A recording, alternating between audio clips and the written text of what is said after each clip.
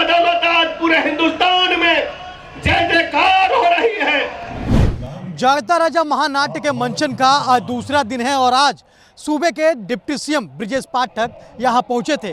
उन्होंने नाट्य के मंचन को देखा और कहा कि मैं सभी युवाओं को ये सलाह दूंगा कि वो इस महानाट्य के मंचन को देखें क्योंकि इससे उन्हें काफ़ी सीख मिलेगी। इसके साथ साथ उन्होंने कहा कि मैं चाहता हूं कि प्रदेश की सभी माताओं बहनों को भी ये महानाट्य देखना चाहिए, जिससे उन्हें ये सबक मिलेगी, ये शिक्षा मिलेगी किस तरह से अपने बच्चों को तैयार करना है। इसके साथ साथ उन्होंने एक बड़ा अनाउंसमेंट भी किया।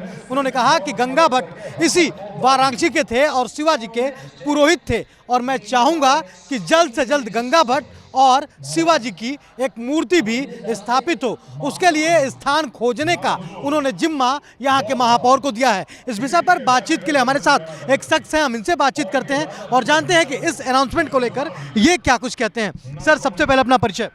मैं प्रोफेसर ज्ञान प्रकाश मिश्र, पत्रकारिता विभाग, काशी हिंदू विश्वविद्यालय। सर, आज डिप्टी सीएम ने एक बड़ा अनाउंसमेंट किया है, इस अनाउंसमेंट को किस तरह से देखते हैं आप?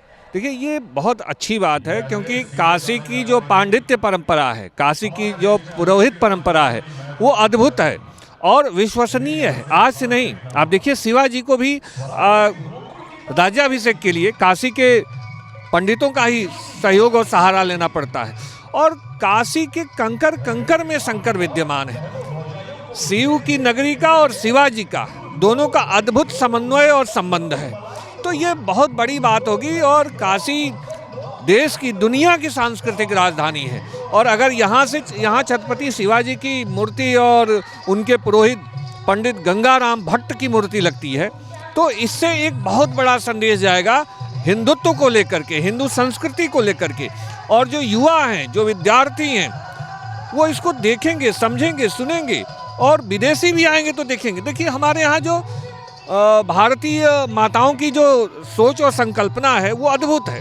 आप जीजाबाई को देखिए कि जीजाबाई ने छत्रपति शिवाजी के लिए अपना पूरा सब कुछ समर्पित कर दिया है। तो ये अद्भुत है कि भारत की माएँ अद्भुत है। इसीलिए उप मुख्यमंत्री ने ये बात कही, ब्रजेश पाठक जी ने, कि यहाँ के माताओं को और नौजवानों को, विद्यार्थियों को उनसे प्रेरणा लेनी चाहिए शिवाजी से।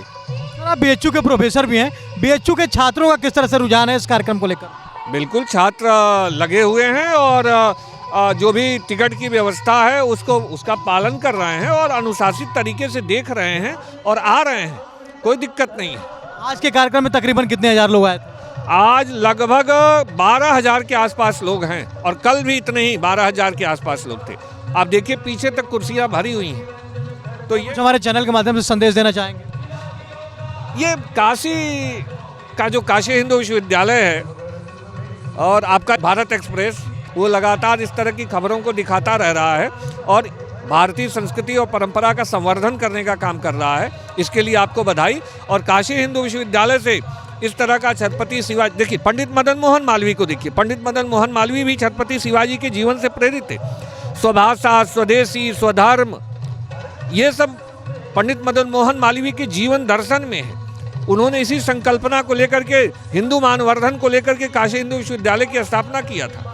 तो काशी हिंदू विश्वविद्यालय से छत्रपति शिवाजी के नाटक का महामंचन हो रहा हो तो पूरा केवल उत्तर भारत ही नहीं, पूरा दक्षिण तक ये संदेश जाएगा। बहुत बहुत धन्यवाद सर। तो हमारे साथ बातचीत के लिए प्रोफेसर ज्ञान प्रकाश जी थे, जिन्होंने बताया कि किस तरह से काशी अपना एक अहम योगदान देता था हर क्षेत्र में और इसीलिए शायद शिवाजी ने चुना अपने गुरु को वाराणसी से ही, काशी से ही, और काशी के ही महान पंडित गंगा भट्ट ने अपना चेला माना शिवाजी को, यानी शिवाजी ने उन्हें अपना पुरोहित माना, अपना गुरु माना और उन्हें राज्याभिषेक भी किया।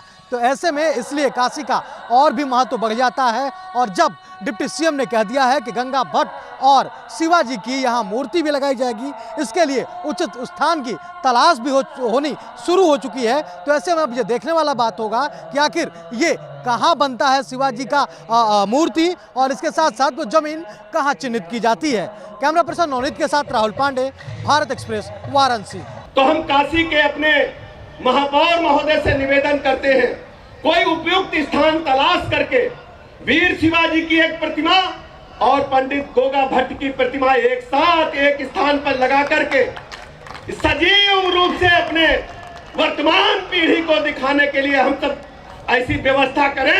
हम अपने महापौर महोदय से और जिलाधिकारी महोदय से चर्चा करके ऐसी प्रतिमा लगाने के लिए शीघ्र अनुरोध करते हैं और हम लोग स्वयं उनसे बात करेंगे। बहुत बहुत धन्यवाद। सेवा भारती द्वारा आयोजित महानाट्य जड़ता राजा के मंचन को आज देख करके हम सब प्रफुल्लित हैं कि हमारी संस्कृति को किस ढंग से हमारे पूर्वजों ने संजोया है और सब कुछ अपना दांव पर लगाकर आहुति देने का काम किया है। हम आज कह सकते हैं कि हमारी संस्कृति आज सुरक्षित है तो महाराज शिवाजी जैसे जो रणबांकुरे थे उनकी वजह से है। और इसमें सबसे बड़ी भूमिका उन माँओं की है जो माएँ अपना सब कुछ सर्वस्व दांव पर लगा करके अपने बच्चों को दांव पर लगाकर हमारी संस्कृति को आगे बढ़ाने का काम किया है। वर्तमान परिस्थितियों में भी मैं अपने देश की अपने प्रदेश की सभी बहनों से कहना चाहता हूं, हमें जड़ता राजा नाटक से सीख लेनी चाहिए। अपने बच्चों में ये इस प्रकार के भाव लाने चाहिए कि हमें अपने भारत के प्रति, अपने हिंदुस्तान के प्रति सब कुछ दांव पे लगाकर कभी माँ भारती के झंडे को झुकने नहीं देना है। विपिन जी से मैं आग्रह करूंगा आज के कार्यक्रम के आपने देखा कि हमारी भारत सरकार ने, आज ही मैंने अखबार में पढ़ा, एनसीईआरटी ने अपने सब्जेक्ट में, अपने विषय में परिवर्तन किया है।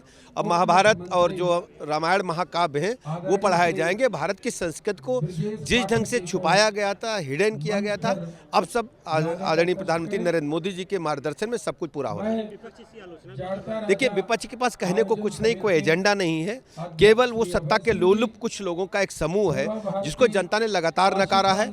2024 में बुरी तरह विपक्ष हारेगा। माननीय प्रधानमंत्री जी के नेतृत्व में पुनः प्रचंड बहुमत से सरकार बनेगी।